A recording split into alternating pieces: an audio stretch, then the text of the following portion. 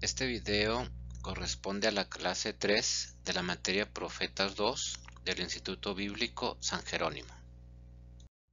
La tradición atribuye unánimemente a Jeremías la colección de las Lamentaciones, que va unida al libro de sus profecías.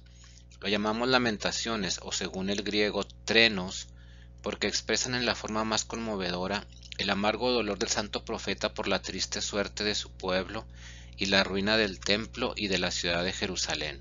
Fueron compuestas bajo la impresión de la tremenda catástrofe inmediatamente después de la caída de la ciudad en el año 587 a.C. Este pequeño libro pertenece al género de poesía lírico elegíaco, distinguiéndose además por el orden alfabético de los versos en los capítulos 1 al 4. Su estilo es vivo y patético, pero a la vez tierno y compasivo, como la voz de una madre que consuela a sus hijos. No hay en toda la antigüedad obra alguna que pueda compararse en cuanto a la intensidad de los sentimientos con una de estas elegías inmortales: protesta, emociones, pena, dolor, confusión, soledad, hija de Sión.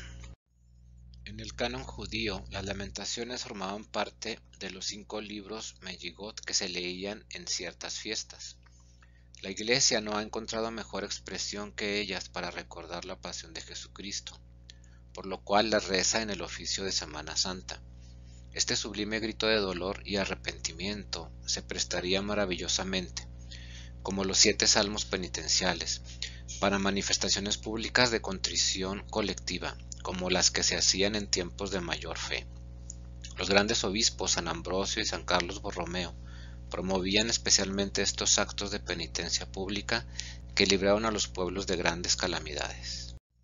La verdadera grandeza de Jeremías se manifiesta en las Lamentaciones que hoy todavía, 2500 años después de su composición, conmueven los ánimos por su fuerza poética y la pasión avasalladora de sus afectos, que sobrepujan a todas las elegías que se han escrito hasta ahora. El pueblo judío sufrió en el año 587 a.C. el desastre tantas veces vaticinado por los profetas, desde Moisés hasta Jeremías, y estuvo a punto de ser borrado de la lista de las naciones.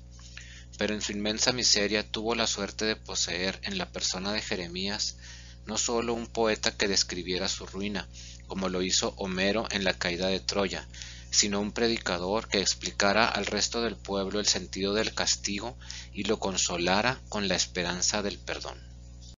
Capítulo 1. Primera Lamentación. Aleph. ¿Cómo ha quedado solitaria la ciudad populosa? Ha quedado como viuda la que era grande entre las naciones. La reina de las provincias ha sido hecha tributaria. Bet. Llora amargamente en la noche y por sus mejillas corren las lágrimas. Entre todos sus amantes no hay quien la consuele. Todos sus amigos la abandonaron, se le trocaron en enemigos. Gimel. Judá ha ido al cautiverio, oprimido de aflicción y de dura servidumbre. Habita entre los gentiles, no halla descanso. Todos sus perseguidores le dieron alcance en sus angustias. Esta primera lamentación es acróstica, es decir, las iniciales hebreas de los 22 versículos corresponden a las 22 letras del alfabeto hebreo, las cuales hemos conservado en la traducción. Viuda se llama Jerusalén por haber quedado sin hijos o habitantes, y más aún porque Dios, el divino esposo, la ha abandonado. Esto lo podemos confrontar con Isaías 1:21 y 47:9. Habita entre los gentiles significa que no se trata solamente de los que estaban cautivos en Babilonia, sino también de aquellos que se habían refugiado en otros países para escapar de la deportación. Véase Jeremías 43:1 y subsiguientes. Capítulo 2. Segunda Lamentación. Aleph. Cómo el Señor en su ira ha oscurecido a la hija de Sión.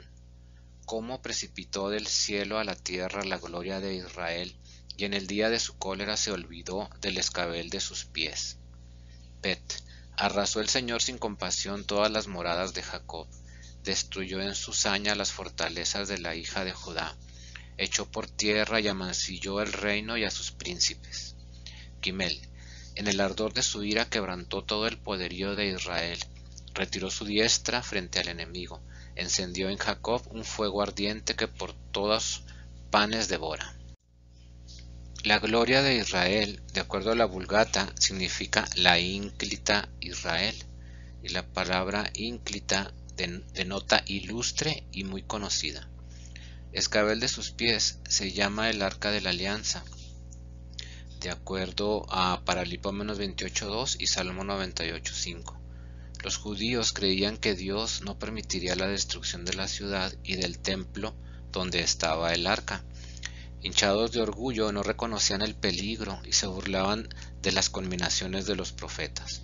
Cornelio Alápide anota que, por escabel de sus pies, se entiende aquí todo el templo que fue abrasado, porque el arca bien se acordó el Señor, cuando por medio de Jeremías la sacó del templo y la escondió, para que no cayese en las manos de los caldeos. Confrontar con 2 de Macabeos 2:5. Capítulo 3. Tercera lamentación. Aleph. Yo soy el hombre que ha experimentado la aflicción bajo la vara de la ira de Dios. Aleph. Me llevó y me hizo andar en tinieblas y no en luz. Aleph. No cesa de volver contra mí su mano todo el día. Bet. Ha consumido mi carne y mi piel y ha roto mis huesos. Bet. Ha construido contra mí, me ha cercado de amargura y dolor. Bet. Me colocó en lugar tenebroso, como los muertos de ya hace tiempo. Gimel. Me tiene rodeado por todos lados y no puedo salir, me ha cargado de pesadas cadenas. Vemos al siervo sufriente. También esta elegía es acróstica, repitiéndose cada letra del alfabeto hebreo 3 veces, es decir, como inicial de 3 versos seguidos. Es el profeta quien habla en su propio nombre y en el del pueblo. A veces habla el pueblo mismo. Los muertos de ya hace tiempo. La Vulgata dice, los muertos para siempre, es decir, que no tienen esperanza de volver a esta vida. Y lo podemos confrontar con Salmo 87.5 y Salmo 142.3. Del versículo 7 en adelante, estos versos recuerdan las quejas y lamentaciones de Job. Confrontar con Job 3.23, 7.20, 16.12, 19.8 y 30.20. Capítulo 4. Cuarta lamentación. Aleph. ¿Cómo se ha oscurecido el oro? ¿Cómo el oro fino perdió su valor? Dispersas están las piedras del santuario en las esquinas de todas las calles. Dalet. La lengua del niño de pecho de sed se pega al paladar. Los pequeñuelos piden pan y no hay quien se los reparta. Jeremías habla de las paredes y piedras del templo, antes cubiertas de oro, pero ahora ahumadas y renegridas por el incendio.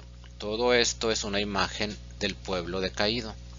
Este concepto expresado aquí en sentido material se haya manifestado con gran elocuencia en la profecía de Amós, ver Amós 8:11, con relación a los tiempos del fin, en los cuales habrá hambre y sed de oír la palabra de Dios y no se conseguirá.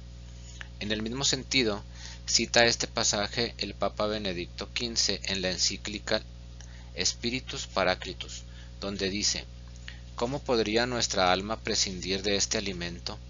¿Y cómo es posible que el sacerdote señale a los demás el camino de la salvación, si él mismo descuida instruirse por la meditación de las Escrituras? ¿Y con qué derecho podría jactarse de ser en el ministerio sagrado el guía de los ciegos, la luz de aquellos que andan en tinieblas, el doctor de los ignorantes, el maestro de los niños que halla en la ley la regla de la ciencia y de la verdad? Ve Romanos 2:19. Si se niega a escudriñar esta ciencia de la ley y cierra la entrada de su alma a la luz de lo alto, ¿a cuántos ministros sagrados, por haber descuidado la lectura de la Biblia, perecen ellos mismos de hambre y dejan perecer un grandísimo número de almas? Confrontar con Eclesiástico 51:32. Capítulo 5. Oración del profeta Jeremías. Acuérdate, Yahvé, de lo que nos ha sobrevenido. Mira y considera nuestro oprobio. Nuestra herencia ha pasado a manos de extranjeros y nuestras casas en poder de extraños. Hemos quedado huérfanos, sin padre, y nuestras madres son como viudas.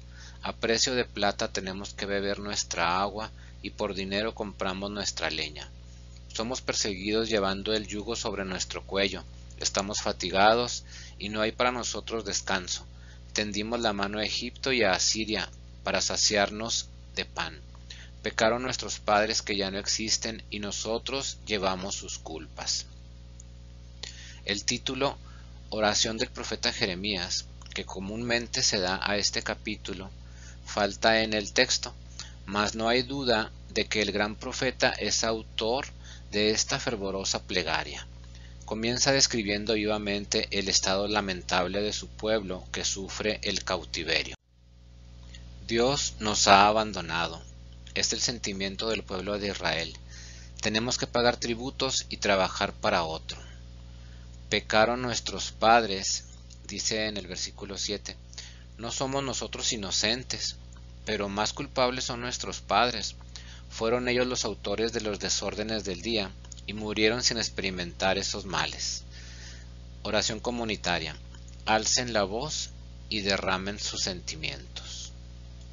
Continuamos con el capítulo 5, la oración del profeta Jeremías.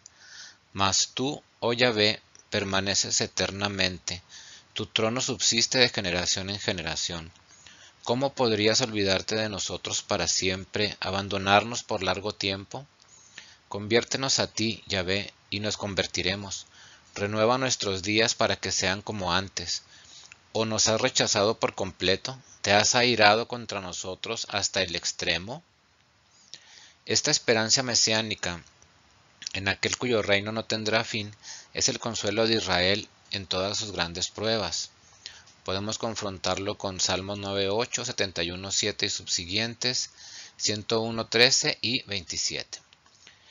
En el versículo 21 vemos que es una gran lección de doctrina este reconocimiento de nuestra incapacidad para convertirnos a Dios si Él no nos convierte, es decir, si Él no nos da la gracia de la conversión. Igual concepto expresa Jeremías con respecto a la salvación final de Israel. Ver Jeremías 30:13. Y con esta imagen del alfabeto hebreo terminamos con el video número 3 de la clase Profetas 2 del Instituto Bíblico San Jerónimo.